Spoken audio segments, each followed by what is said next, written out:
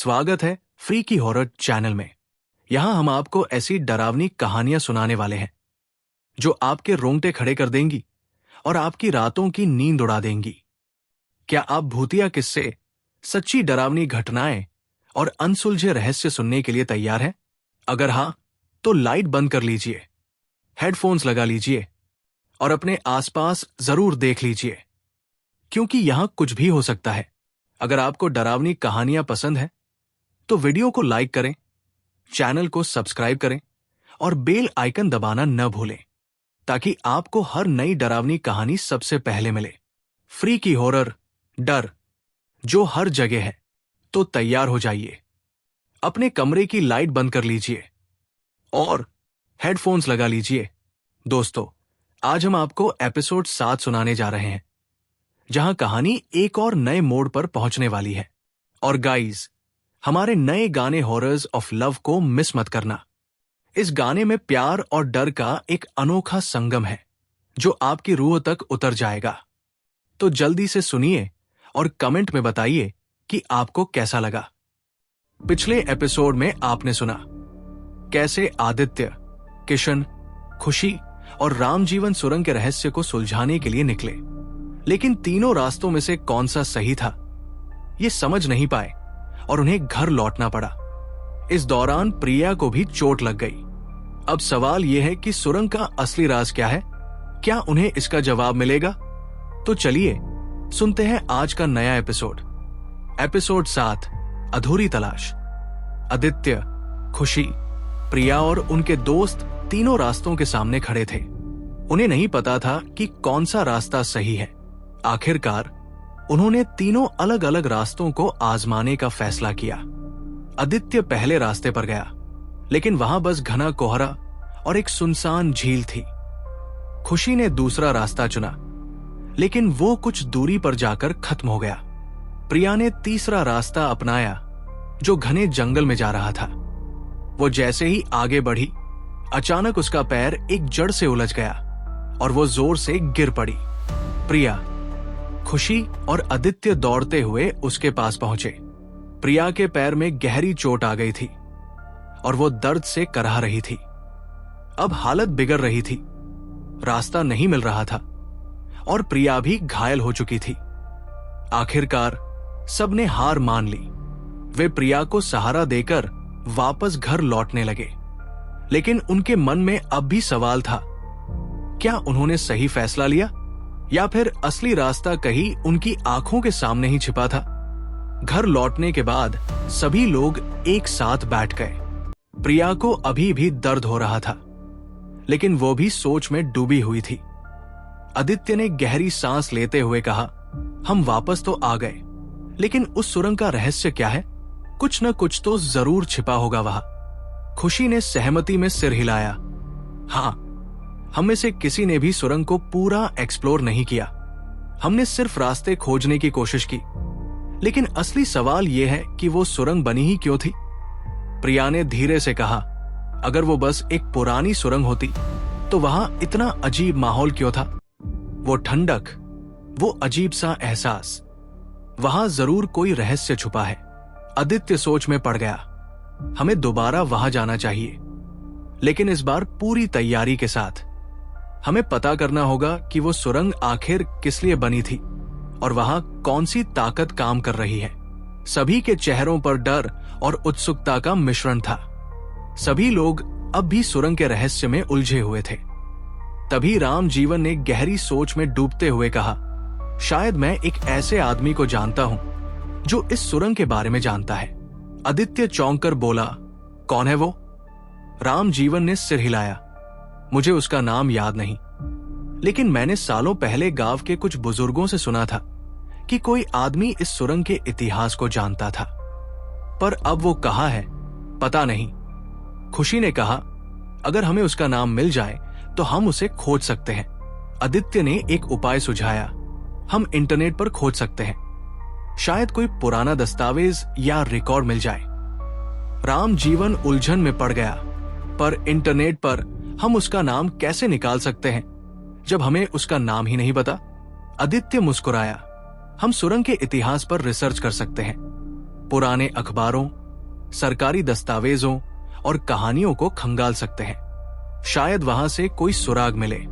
सभी अब उत्साहित हो चुके थे।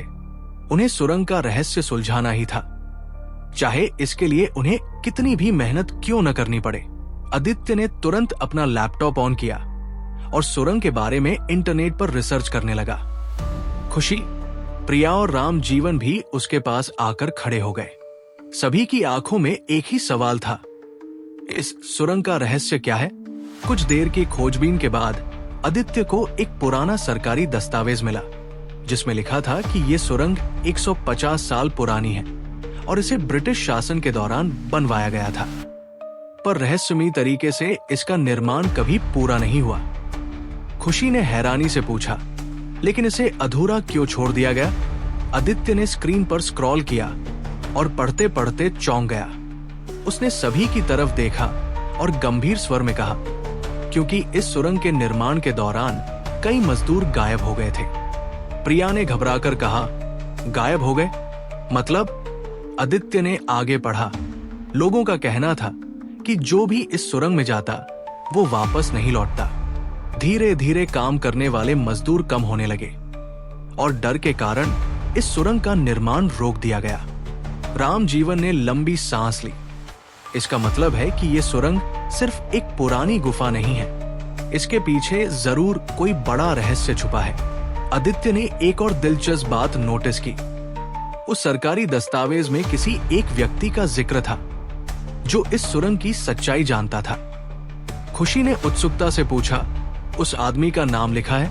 आदित्य ने स्क्रीन की ओर इशारा किया और बोला, हाँ, यहां लिखा है रघुनाथ शास्त्री। सभी ने एक दूसरे की ओर देखा। अब उनके पास एक नाम था। सवाल यह था, क्या रघुनाथ शास्त्री अब भी जिंदा था? और अगर हां, तो क्या वो उन्हें सच बताने को तैयार होगा? राम जीवन ने चिंता भरी आवाज में कहा, क्या हम इस रघुनाथ शास्त्री का पता लगा सकते हैं? आदित्य ने बिना समय गवाए जवाब दिया, हाँ, अगर वो अभी भी जिंदा है तो हमें इंटरनेट या सरकारी रिकॉर्ड्स में उसका कुछ न कुछ पता जरूर मिल जाएगा।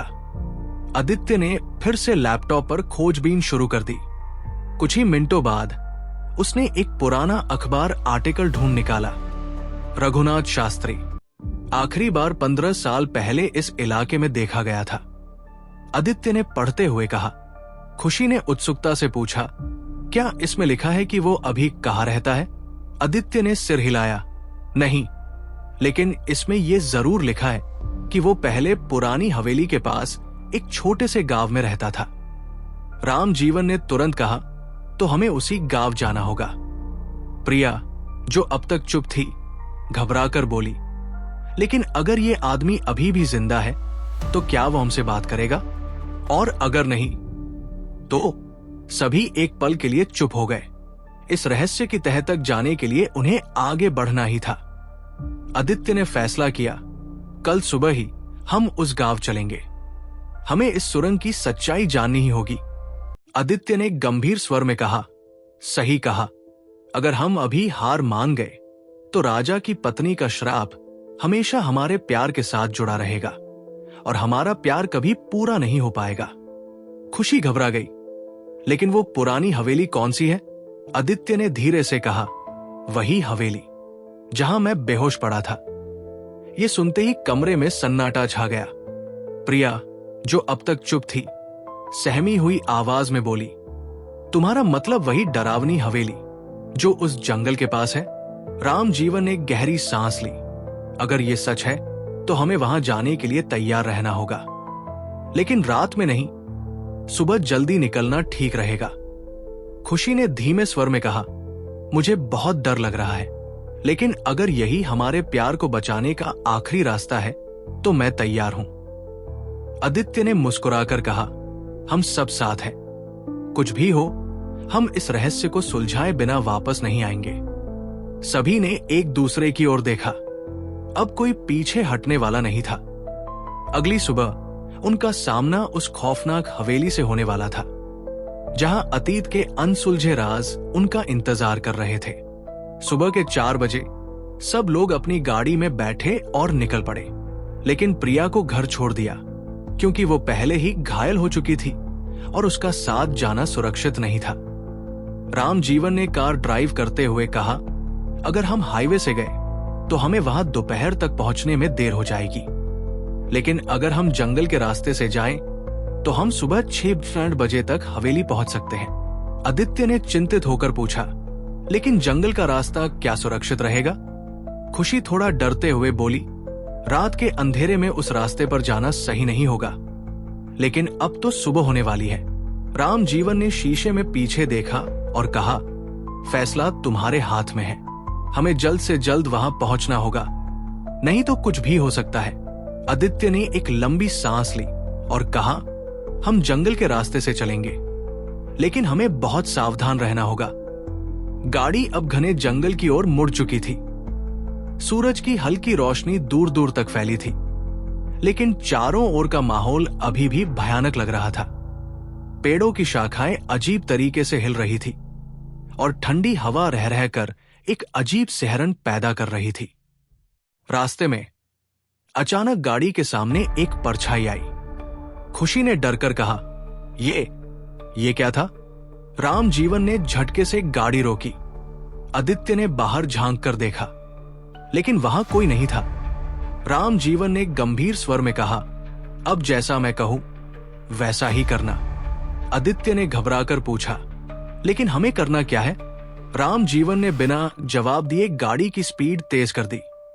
चारों ओर जंगल और घना होता जा रहा था और ऐसा लग रहा था जैसे पेड़ उन्हें निगलने को तैयार हों। खुशी ने डरते हुए कहा, राम जीवन भैया, इतनी तेज क्यों चला रहे हो? राम जीवन ने बिना उनकी तरफ देखे बस एक ही बात कही, पीछे मुड़कर मत देखना। आदित्य चौंक गया, पर क्यों? राम जीवन ने जोर से कहा, मैं कह रहा हूं इसलिए। बस आंखें आगे रखो और कुछ भी हो जाए पीछे मत देखना। गाड़ी अब और तेज भाग रही थी। जंगल के रास्ते में अजीबोगरीब आवाजें आने लगी, जैसे कोई उनके पीछे पीछे दौड़ रहा हो। अचानक खुशी को लगा कि गाड़ी के पीछे कोई परछाई हिल रही है। उसके रोंगटे खड़े हो गए। खुशी ने धीरे से आदित्य का हाथ पकड़ लिया और कांपती आवाज में बोली, हमें जल्दी यहां से निकलना होगा। राम जीवन ने बिना ब्रेक लगाए गाड़ी दौड़ाई और कुछ ही मिनटों में वे जंगल के आखिरी हिस्से तक पहुंच गए। जैसे ही वे जंगल के बाहर निकले, सूरज की हल्की रोशनी उनके चेहरे पर पड़ी। सबने राहत की सांस ली। आदित्य ने थकी हुई आवाज में कहा, यह क्या था? वो कौन था जो हमें रोकना चाहता था? राम जीवन ने गाड़ी रोक दी और कहा, शायद हमें कुछ ऐसा देखने से बचाया गया जो हमारी जान भी ले सकता था। खुशी ने गहरी सांस लेते हुए कहा, अब हमें उस हवेली तक पहुंचना होगा। जो भी सच है वही मिलेगा। आदित्य, खुशी और राम जीवन बिना समय गवाए उस गांव के एक आदमी के पास गए। आदित्य ने उससे पूछा, क्या आप जानते हैं कि रघुनाथ शास्त्री कहाँ रहते थे? उन्होंने ही उस सुरंग का निर्माण किया था। वो आदमी ये सुनकर चौंक गया और संदेह भरी नजरों से देखने लगा। उसने धीरे से पूछा, तुम लोग उसके बारे में क्यों जानना चाहते हो? राम जीवन ने एक गहरी सांस ली और कहा, हम एक बहुत ही जरूरी वजह से यहाँ आए हैं। ये सुरंग सिर्फ एक साधारण रास्ता नहीं है, इसके पीछे कोई बड़ा रहस्य छुपा है। खुशी ने आगे कहा, हमारी जिंदगी अब इस राज से जुड़ चुकी है। अगर हमें इसकी सच्चाई नहीं मिली तो बहुत कुछ बर्बाद हो सकता है। आदमी ने थोड़ी देर सोचा और फिर सिर झुका लिया। रघुनाथ शास्त्री अब इस दुनिया में नहीं है। वो तो 1 साल पहले ही मर चुके हैं। ये सुनते ही सबके चेहरे पर मायूसी छा गई। पर तभी उस आदमी ने आगे कहा, लेकिन उनका एक बेटा अभी भी यही रहता है। अगर कोई इस सुरंग के बारे में जानता होगा तो वही होगा। आदित्य ने तेजी से पूछा, कहां मिलेगा उनका बेटा? आदमी ने एक पुराने जर्जर घर की तरफ इशारा किया जो गांव के कोने में खड़ा था। वो वहां रहता है, लेकिन उससे मिलने से पहले एक बात जान लो, वो अपने पिता की मौत के बाद बहुत बदल गया है। वो अब किसी से ज्यादा बात नहीं करता। राम जीवन ने बिना किसी हिचकिचाहट के कहा, चाहे जो भी हो, हमें उससे मिलना ही होगा। अब वो तीनों उस रहस्यमयी घर की ओर बढ़ रहे थे, जहां शायद उन्हें उनके सवालों के जवाब मिल सकते थे, या फिर कोई नया खौफनाक राज। सुबह के 7 बज रहे थे। हल्की धुंध चारों ओर फैली हुई थी और सड़कें अब भी सुनसान लग रही थी। आदित्य, खुशी और राम जीवन तेजी से उस घर की ओर बढ़े, जिसका पता उन्हें अभी अभी मिला था। ये एक पुराना टूटा फूटा मकान था, जिसकी दीवारों पर वक्त की मार साफ नजर आ रही थी। राम जीवन ने बिना समय गवाए दरवाजे का कुंडा खटखटाया। कुछ देर तक कोई जवाब नहीं आया, लेकिन फिर अंदर से हल्की आहटें सुनाई दी। दरवाजा धीरे से चरमराते हुए खुला और सामने खड़ा था एक दुबला पतला आदमी, जिसकी आंखों में गहरी थकान झलक रही थी। यही था रघुनाथ शास्त्री का बेटा। उसने थोड़ा संदेह भरी नजरों से पूछा, तुम लोग कौन हो और यहां क्यों आए हो? आदित्य ने बिना समय गवाए जवाब दिया, हम एक जरूरी वजह से यहां आए हैं। हमें सुरंग के बारे में कुछ जानना है। ये सुनते ही उस आदमी के चेहरे की रंगत बदल गई। उसकी आंखों में एक अनजाना डर झलकने लगा। उसने दरवाजे के अंदर झांका, जैसे ये सुनिश्चित कर रहा हो कि कोई और तो नहीं देख रहा। फिर धीरे से फुसफुसाया, तुम लोगों ने सुरंग का नाम क्यों लिया? क्या तुमने वहां कुछ देखा है? खुशी ने हल्के स्वर में कहा, सिर्फ देखा ही नहीं, हमने वहां कुछ अजीब महसूस भी किया है। उस आदमी ने चारों ओर नजरें दौड़ाई, फिर दरवाजे को थोड़ा और खोलकर कहा, अंदर आ जाओ जल्दी।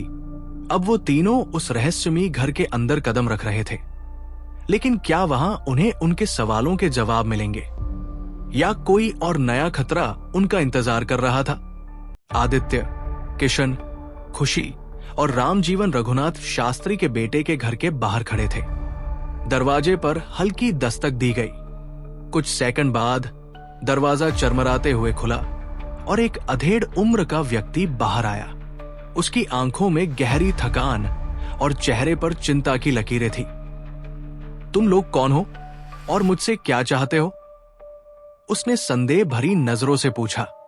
रामजीवन आगे बढ़ा, हम सुरंग के बारे में जानना चाहते हैं, जिसे तुम्हारे पिता ने बनाया था। हमें उस रहस्य को समझने की जरूरत है। उस आदमी का चेहरा अचानक फीका पड़ गया। उसने इधर उधर देखा, मानो ये सुनिश्चित कर रहा हो कि कोई और तो नहीं सुन रहा। फिर उसने धीरे से कहा, यहां से चले जाओ। जो जानना चाहते हो वो जानकर पछताओगे। आदित्य ने एक कदम आगे बढ़कर दृढ़ स्वर में कहा, हम पीछे हटने वालों में से नहीं हैं। अगर हमें यहां तक लाने वाला सच इतना डरावना है तो हम उसे जानकर ही रहेंगे। रघुनाथ के बेटे ने गहरी सांस ली, फिर दरवाजे को पूरा खोलते हुए अंदर आने का इशारा किया। अगर तुम सच में जानना चाहते हो तो अंदर आओ, लेकिन जो सुनोगे उसके लिए तैयार रहना। उन चारों ने एक दूसरे की ओर देखा और फिर अंदर कदम बढ़ा दिए। रघुनाथ शास्त्री के बेटे ने गहरी सांस लेते हुए कहा, मैं ये सब इसलिए नहीं बताना चाहता था क्योंकि उस सुरंग में मेरे पिता की मौत हुई थी। आदित्य, किशन, खुशी और रामजीवन उसकी बात सुनकर स्तब्ध रह गए। कमरे में अचानक सन्नाटा छा गया। उसने आगे कहना जारी रखा, ये 15 साल पहले की बात है, जब मेरे पिता को पता चला कि उनकी बनाई हुई सुरंग में कुछ अजीब हो रहा है, तो वे खुद वहां जांच करने गए। मगर वो थोड़ा रुका और डर से कांपते हुए बोला, फिर उनके साथ कुछ बहुत बुरा हुआ। खुशी ने चिंतित स्वर में पूछा, क्या हुआ था? वो आदमी कांपती आवाज में बोला, जब मेरे पिता मिले तब भी उनकी सांसें चल रही थी, जैसे वो कुछ कहना चाहते हो मगर बोल नहीं पा रहे थे।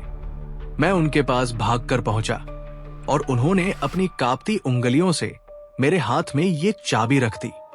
उसने अपनी जेब से एक पुरानी जंग लगी चाबी निकाली और कांपते हाथों से मेज पर रख दी। किशन ने हैरानी से पूछा, ये चाबी किसकी है? वो आदमी उदास स्वर में बोला, मुझे नहीं पता, लेकिन मेरे पिता ये चाबी देकर कुछ बताना चाहते थे। उनके चेहरे पर डर और दर्द था, जैसे कोई बड़ा रहस्य हो जिसे वे उजागर करना चाहते थे। मगर उनके पास वक्त नहीं था। रामजीवन ने गहरी सोच में कहा, इसका मतलब ये चाबी ही हमारे सवालों का जवाब है। हमें पता लगाना होगा कि ये किसके लिए है और इसका क्या मतलब है।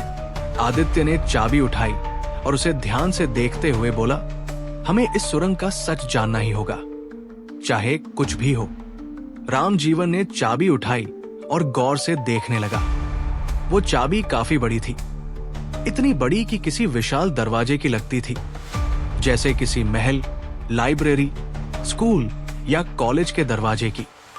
उसने गहरी सोच में कहा, इतनी बड़ी चाबी सिर्फ किसी बड़े दरवाजे के लिए हो सकती है। रघुनाथ के बेटे ने आश्चर्य से कहा, मगर मेरे पिता का न कोई महल था, न कोई स्कूल, न ही कोई लाइब्रेरी, तो फिर ये चाबी किसकी हो सकती है? रामजीवन गंभीर स्वर में बोला, शायद तुम्हारे पिता इस सुरंग का कोई गहरा राज नहीं बताना चाहते थे, बल्कि वे कुछ और छिपा रहे थे। तभी आदित्य ने चाबी को गौर से देखा और चौंकते हुए कहा, रुको, इस पर कुछ लिखा हुआ है, लेकिन ये किसी दूसरी भाषा में है। सबने चाबी को ध्यान से देखा। उस पर अजीबोगरीब अक्षरों में कुछ उकेरा गया था, जिसे कोई नहीं समझ पा रहा था। खुशी ने कहा, हमें यह भाषा समझनी होगी, तभी हम इस चाबी के राज को खोल सकते हैं। आदित्य और रामजीवन चाबी लेकर बाहर निकलते हैं। चलते चलते आदित्य सोचने लगा, अब ये एक और राज जुड़ गया, इस चाबी का रहस्य। हमें कैसे पता चलेगा कि इस पर क्या लिखा है? रामजीवन ने गहरी सांस ली और कहा, हमें किसी विशेषज्ञ की जरूरत होगी, लेकिन पहले ठहरने का इंतजाम कर लेना चाहिए। तभी खुशी हंसते हुए बोली, अरे ये सब छोड़ो, मुझे बहुत भूख लग रही है, चलो पहले कुछ खाते हैं। सब हंसने लगे। पूरे दिन की भागदौड़ के बाद उन्हें एहसास हुआ कि सच में उन्होंने कुछ नहीं खाया था। वे पास के एक ढाबे पर पहुंचे और गर्मा गर्म खाना खाया। कुछ देर तक सभी आराम से बैठे रहे, अपनी पुरानी बातें याद करने लगे। खाना खत्म करने के बाद उन्होंने एक होटल में 2 कमरे बुक किए और वहां ठहरने चले गए। लेकिन किसी को नहीं पता था कि ये रात उनके लिए कोई नया राज लेकर आने वाली थी। अगले भाग में क्या होटल में कोई अजीब घटना होने वाली है? क्या चाबी का राज खुलने वाला है? बने रहिए। तो दोस्तों, कैसी लगी आपको ये कहानी? क्या आपको भी लगा कि राज और गहराते जा रहे हैं? और हां, हमारे नए गाने हॉरर्स ऑफ लव को जरूर सुने। कमेंट में बताइए आपको कैसा लगा और चैनल को सब्सक्राइब करना न भूलें।